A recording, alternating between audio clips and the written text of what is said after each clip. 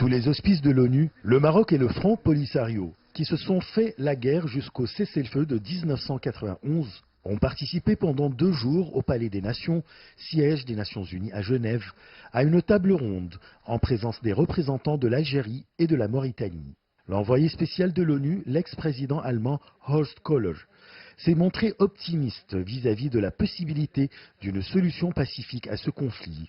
Selon lui, personne ne gagne en maintenant le statu quo.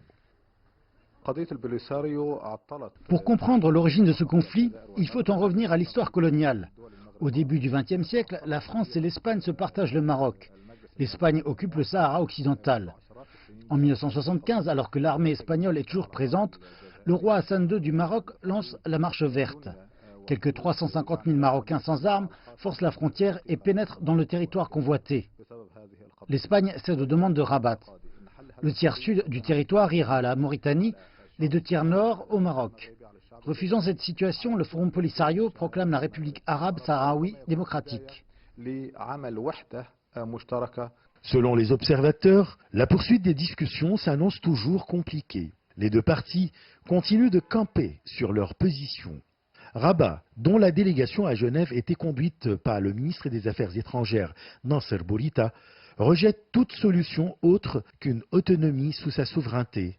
Pour les Sahraouis, soutenus par l'Algérie et la Libye, les discussions doivent se poursuivre dans le cadre des résolutions du Conseil de sécurité qui prévoit l'organisation d'un référendum d'autodétermination du peuple sahraoui.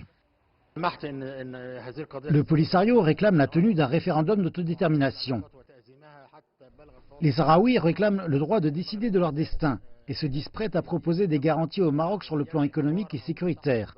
Cependant, le Maroc considère qu'il a toute souveraineté sur ce territoire, qu'il administre comme ses 10 autres. D'autant plus que de nombreux Marocains se sont maintenant installés au Sahara occidental et que le Royaume y a beaucoup investi ces dernières années en établissement des routes et des infrastructures. Le Maroc et le Front Polisario ont salué la sincérité des échanges sur le Sahara occidental, une région large de 226 000 km² et peuplée de 200 000 habitants appelés les Sahraouis. Le Sahara occidental est situé au sud du Maroc, à la frontière avec la Mauritanie et l'Algérie. C'est une zone très riche en phosphate et dont le littoral est poissonneux. Achraf Massoud pour CGT1 français.